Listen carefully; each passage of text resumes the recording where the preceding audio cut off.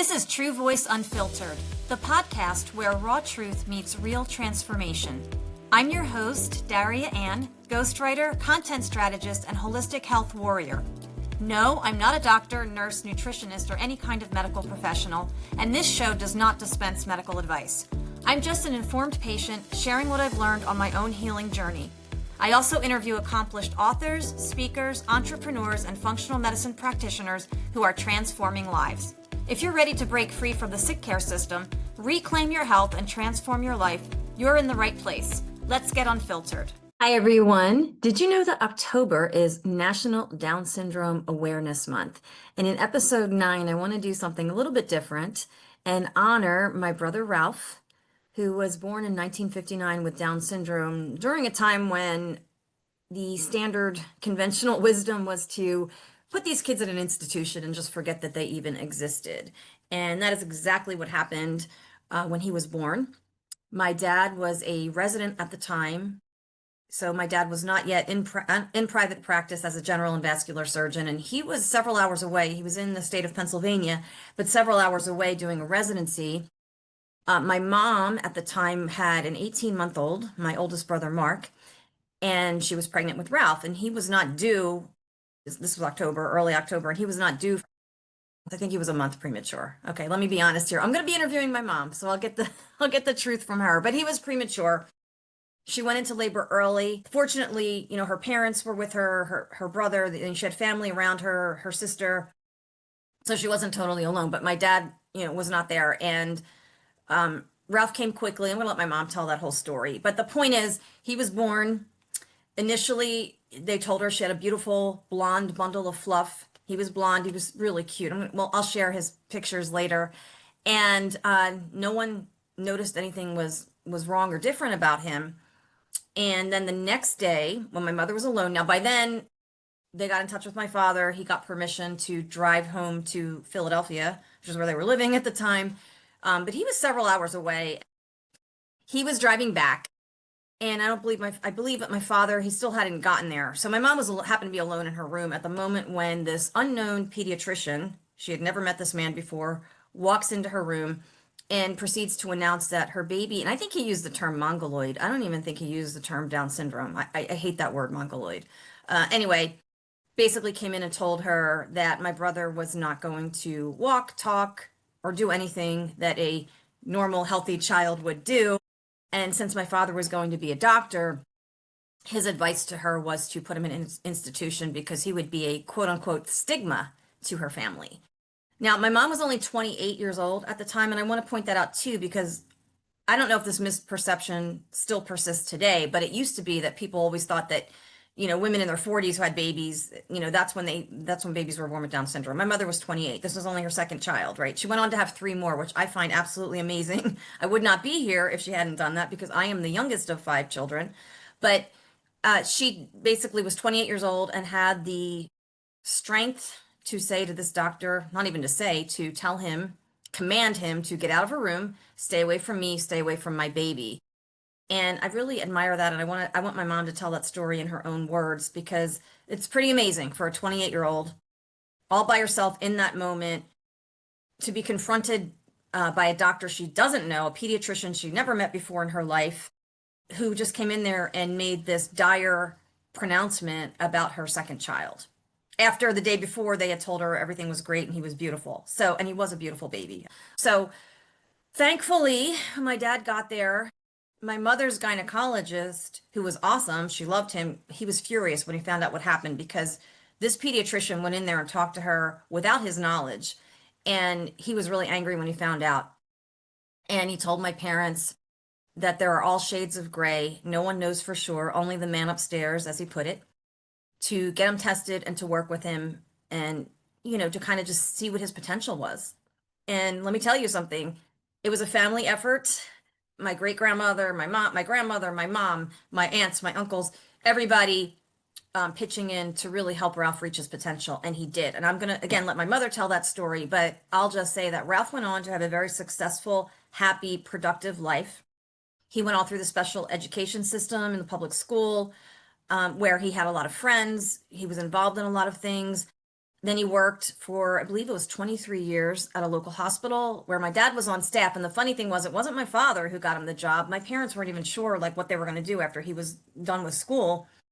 A colleague of my father's who knew Ralph from being at our house over the years and for different events said, Al, I think Ralph would be great working at the hospital. There's a position available. And now this was a regular job description. This was not a job created for someone with special needs. And that was Ralph's foot in the door at the hospital. And he went on to have a very successful 23-year career. Lots of friends. He had some wonderful friends there. Went on lots of trips, employee trips, ski trips, cruises, you name it. He was the life of the party. He had a great sense of humor. He was very loving, very funny. Probably one of the biggest influences in my life, aside from my parents. And I've just always have been very grateful to my parents for taking the stand that they did at a time when it wasn't popular. I'm happy to see that now it's much more accepted. And now when I go to places like the gym or to the supermarket, I see a lot of not just people with Down syndrome, but people with special needs working. And it's very heartwarming to see that they're not shunned anymore, that they are welcome members of society. Just seeing them interact with their coworkers and customers and other people, it's awesome. So that's why I wanted to create a special episode for episode 9 for October being Down Syndrome Awareness Month. And ironically, my brother's birthday was October 4th. He lived to be, I believe, 61 years old. And that exceeded expectations too, because that pediatrician also told my mother that he wasn't going to make it past the age of 30. Well, guess what? He lived 30 plus years beyond that prediction, and not just lived, but had a very full, happy life, really became a role model for so many people, an inspiration. Ralph has taught me a lot of lessons about gratitude, about living in the moment, about enjoying the simple things in life, about being there for other people, and just being a presence.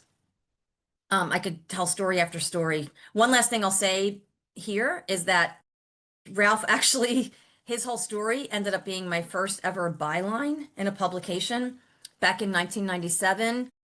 When I was living in South Florida, there was a newspaper called the Happy Times Monthly. Now it's called the Happy Herald, so it's still in existence, but it's under a different name. But at the time, it was called the Happy Times Monthly, and it was a newspaper basically that featured all uplifting stories about real people. I submitted a story about Ralph. I called it A Little Down Syndrome. They accepted it. They tweaked the title, which I actually liked. They called it My Brother, My Hero, which is very true. And Ralph and I ended up, I mean, not only did they publish it, but we were like the headline for, they published like every 2 months. So I believe it was June and July, or July and August, one of those issues, picture of Ralph and I with the story on the front cover, which was amazing. And it got published, it got picked up in a couple of, local publications. And Ralph, it was so cute. When I shared that with him, he was still working at the time, and the hospital featured it in their newsletter. And Ralph was going around signing autographs for the people that he worked with throughout the hospital. Pretty funny. He was a funny guy. He loved WWE. He loved music. He loved Clint Eastwood. He loved, oh my gosh, so many things. He loved to dance. And actually, when I got into ballroom dancing, Ralph learned how to ballroom dance. He was a great dancer. He just had just a wonderful life and went very far with those limitations. And I remember at his funeral, I don't remember who said this, but somebody said, oh, it's just a shame that he didn't do this, he didn't do that because of his condition. And I said, you know what, he came to this earth, fulfilled his purpose. He was exactly who he was supposed to be. And I am forever grateful that he was in my life, because he taught me about compassion as well. And I feel like I'm a better person for being his sister. Yes, there were times over the years where really ignorant people made fun of him, or there were times in public, when I would get mad because somebody was staring at him, things like that. Didn't happen very often, though. I have to say, most people, 99% of people, embraced him, loved him, including my friends, family friends, my siblings' friends. He was always included in everything, and he was just such a joy to be around, and I really miss him every day. But I'm also grateful that he's no longer suffering with Alzheimer's. He's free, and I still feel his presence around me. So, in honor of National Down Syndrome Awareness Month, episode 9 will spotlight my wonderful brother, Ralph DiGiovanni.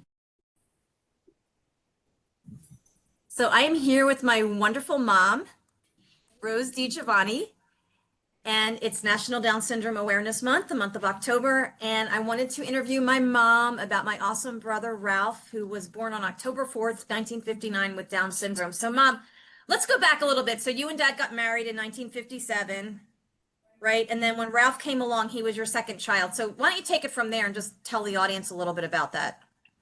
Well, I was pregnant with Ralph, and when I got the labor pains, I went to the hospital, and Ralph was born, and the doctor said, "What a beautiful bundle of fluff." I remember that. But the next morning, my world was shattered when the pediatrician came in and told me that Ralph had Down syndrome. And as he talked, he said, "Look at that tree outside. He's going to be like that. He's not going to walk. He's not going to talk.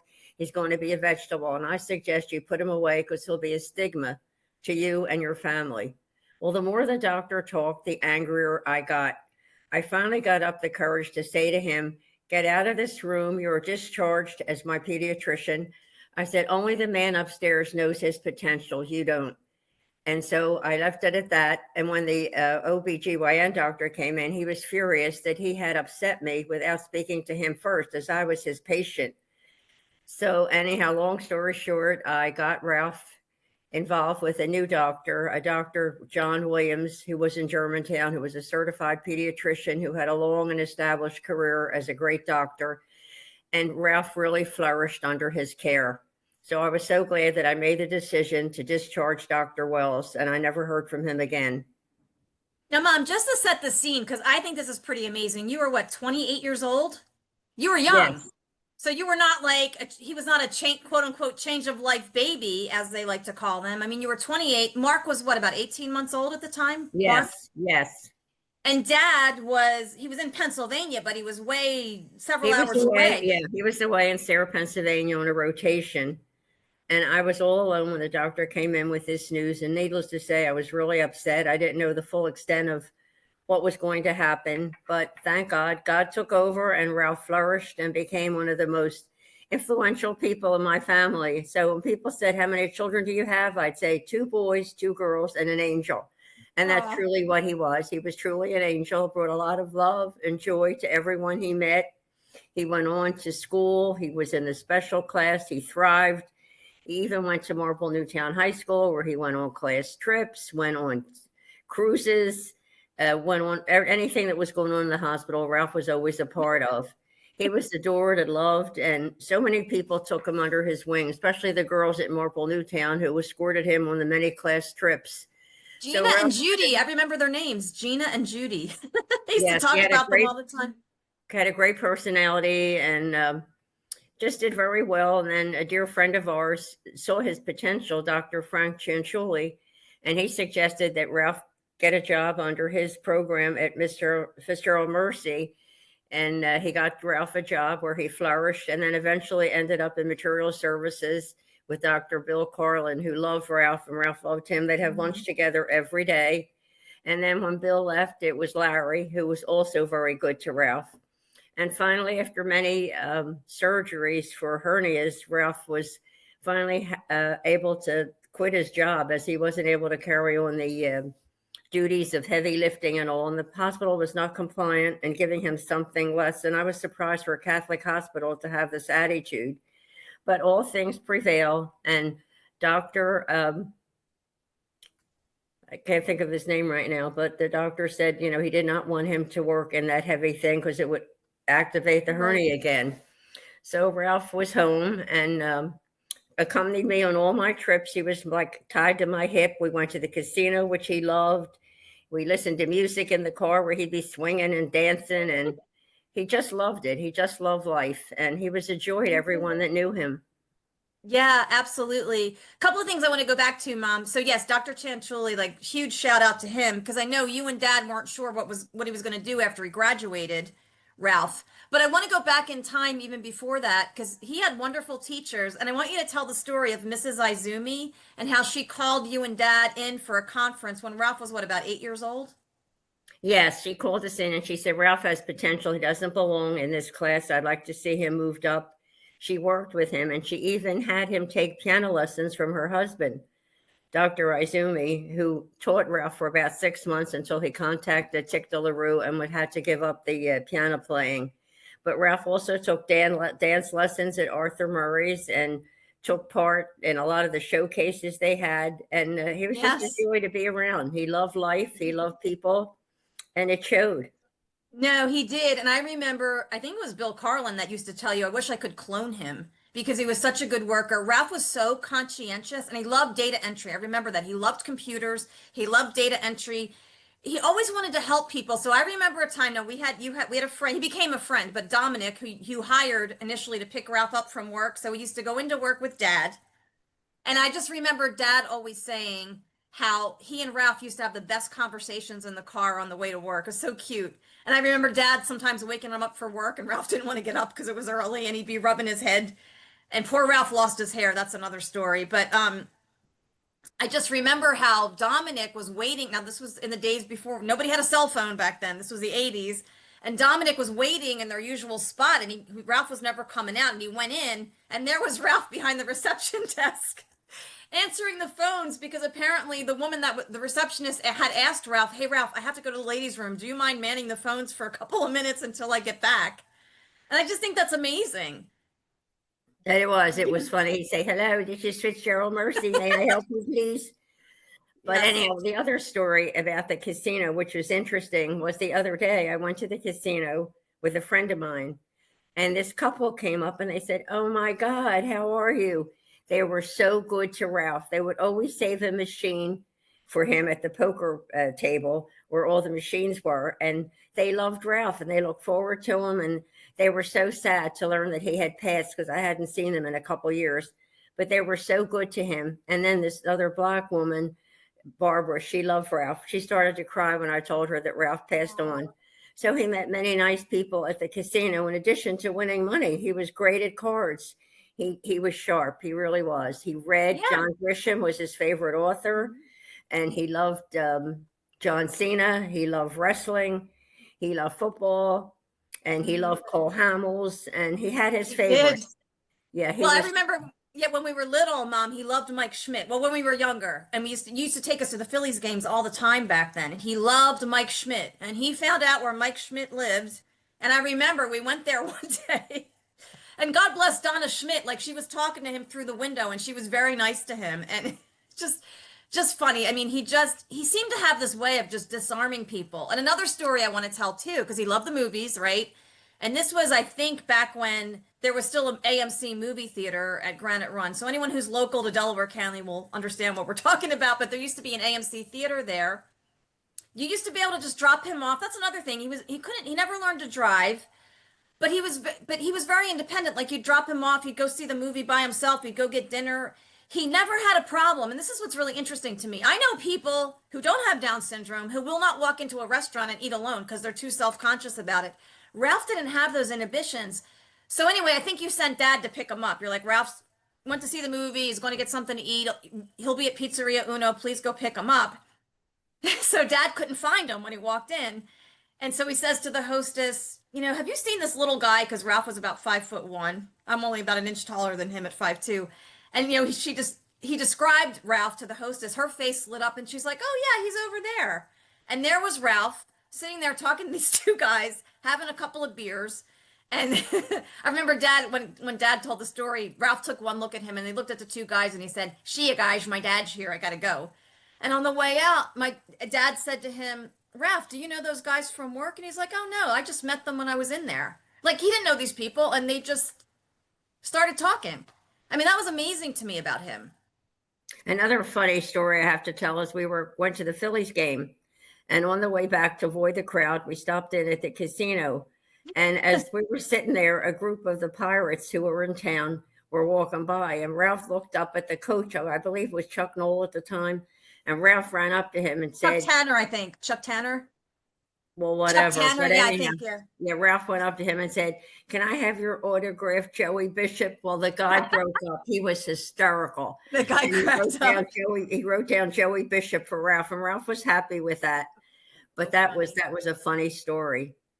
I have another memory of Ralph. So, we loved the movie Grease when that came out. I must have seen it a million times, and Ralph and I loved it. So we had a game room in our house on Martin's Run where it had like two steps from Dad's office into the game room. So for us, those were like the fun house steps from the movie. And we would just reenact that whole scene. You're the one that I want. And Ralph would get real dramatic and do all the facial expressions as John Travolta. So funny. And I remember at his 40th birthday party, which we had at Drexelbrook, everybody made us reenact that. It was pretty funny. That's another memory I have of him. Yeah, and the Just, big thing was at Ralph's 50th birthday party at Drexelbrook. He had a tuxedo and he looked sharp. did. And one of our special guests was Bobby Shantz, who was the oldest living Philly. He now celebrated his 100th birthday, and he Yeah. loved Ralph, and Ralph loved him, and he was really good to him. So Yeah. the Phillies were a big part of his life. And the other funny story, which I probably shouldn't tell, but I will, we were watching the Flyers game, and my cousins were in from Boston, and they were big Celtic fans, and they were taunting us. No, And no, they were big, well, they were Bruins fans. Bruins. oh, Boston Bruins. Bruins. Yeah, the hockey Yeah, team. the Go ahead. Bruins. Sorry. I'm sorry. And then Ralph was getting agitated as they went on and were cheering on Boston. And he finally said, I'm going next door to Mrs. Goldberg's. I can't stand it. So Ralph leaves and goes. And as the game went on, of course, the Bruins won. And Ralph came back in the house and angry with a look on his face. And he went up to my cousin Ed. He said, listen, he said, I want to tell you something. He said, you know what we can do with that Stanley Cup? He said, stick it up your ass. And don't tell my mother I said that. To this day, Ed cracks up. It's the funniest thing ever.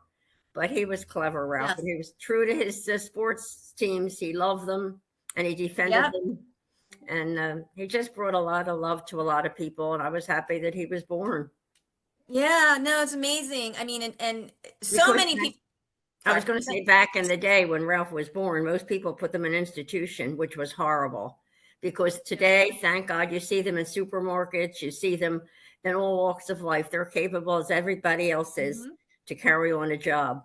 And like I said, Absolutely. he always got star reviews at the hospital. I mean, he always got all pluses at his reviews. He did. And didn't he win? Was it called the Spirit of Christmas Award one year? Like it was a special award that he won? Yes, yes. Yeah. And I also remember, speaking of the hospital, you had a friend, I won't say her, I'll say her first name. Her name was Ginger, right? And she was in the hospital for something. And I think she wasn't waking up or she wasn't coming out of the anesthesia. I think she told you this. I remember this story. And Ralph, knowing she was in the hospital, he was so thoughtful. He decided he's going to go into her room and like he walked in and something about him being there, like she woke up and said, "Oh, Ralph," like, and there he was. And I remember her telling you that story. But he was so funny. And I think that it's just amazing though. I want to just say you and Dad always inspired me the way you handled that. One of the reasons I think Ralph went so far in life was because you and Dad did not treat him any differently. And first of all, you were brave enough to have three more kids. Otherwise, I wouldn't be here. Carol and Paul and I would not even exist if you hadn't been brave to do that. But also, he was loved the way the rest of us were. He had to follow the same rules. Like, he wasn't allowed to lie, or if he did something bad, he got, he got the same punishment that anybody else would get. And I remember Dad saying that he felt one of the reasons Ralph did so well was because he had one older sibling and three younger ones, and he was always in the mix of whatever was going on. So can you talk about that a little bit? And also how you always made sure he was dressed nicely.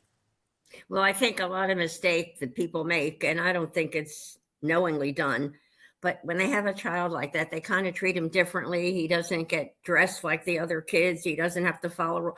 No, that child is normal, and he's going to follow the rules, and he's going to be as well dressed as his siblings, and he's going to have as much a normal life as possible. Do not treat them differently. That's my advice to anybody that has a Down child or a child with some kind of affliction. Do not treat them differently. Treat them as normal as you would your other children. And that's what I have to say. Yeah, no, that was awesome. And I want to say also, you had the support of family like Aunt Emma, Nanny, your mother, my grandmother, Big Nanny, as we used to call her, our great grandmother. So I want to talk about the milestones that he hit, because going along those lines, because Ralph was hitting milestones before the rest of us were because you pushed him. And I really want to make this point, and it kind of ties in with what you just said, as far as walking, holding a bottle, sitting up, doing all of those things. Can you talk Actually, about that? Yeah. my grandmother really worked with him. She'd move his legs and arms and force him to eat. He was potty trained before Mark. Mark doesn't like me to mention, but it's true. Ralph was smart. He really was. He had no problem eating. He just did everything as normal as possible. I would say on the spectrum scale, he was 98% normal.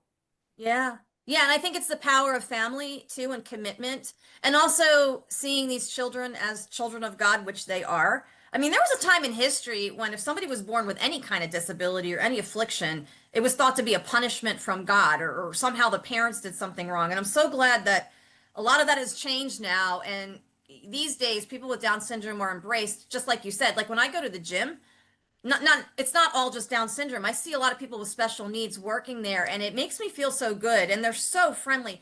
Like I get greeted when I walk into the gym and they're joking around and there's one guy in particular that reminds me so much of Ralph. He doesn't have Down syndrome. I'm not sure what it is, but he's so sweet. And I see them in Publix, checking out, helping people check out and bagging their groceries. And it's so wonderful to see them integrated into society and being made to feel like they have a purpose and they are important and there are things that they can do. And you and Dad were really trailblazers because, as you said with the story of that pediatrician, it was like, oh, put him away in an institution and just forget that he even exists, which is horrible. And I think a lot of this plays into your faith as well, like your faith in God, your Christian faith. So, Yes, and Ralph made the sacraments. He made his Holy Communion. He studied the answer. He was very well liked. Our pastor, Dr. Chifo, was Ralph. He'd always say, "Hey, Ralphie, so, how you doing?" Because they both shared the same name. So he had a great many friends in many walks of life, and the neighbors in Springfield were wonderful to him. They'd have him over for dinner. They'd invite him to different things. I mean, if the family was invited to a function, Ralph was always included. There was never any inclusion with him. And yep. he made many lifelong friends. They still talk about him. My friend Eileen, especially, who's lost 3 children of her own, always thinks of Ralphie, loves Ralphie, remembers him dancing at his 50th birthday party with her, jitterbugging away and doing the John Travolta moves. And we laugh. We have a lot of happy memories. Oh, yeah, it's great. He I mean, left a I'll tell you, he left a great legacy. He blazed the trail for many Down syndrome children, and I wish more people would do as I did. Not that I'm so perfect, but I think I did a pretty good job with Ralph in treating him normal and not treating him any different, and just doing the same things that you would with your other children, integrating him into going out and sharing in the many things that we have in this world, like movies and shows and trips. And he was privy to all of that, and he enjoyed it. He was a great swimmer. He would swim the length of the pool, holding his breath. It was incredible to watch. And then when I enrolled him in the Special Olympics up at Methacton High School, he refused to go in the water. And here was a great swimmer. I didn't push him. I thought, let him do what he wants. But he was amazing to watch in the water. He was a great swimmer. Oh, he was. He and I used to have contests, and he always beat me once we got the pool. He and I were always doing that. I could never keep up. I could never go. I could get like across the pool and like halfway back, and then I would have to come up for air, and he would just do it like it was nothing. And he was a powerful swimmer, very strong.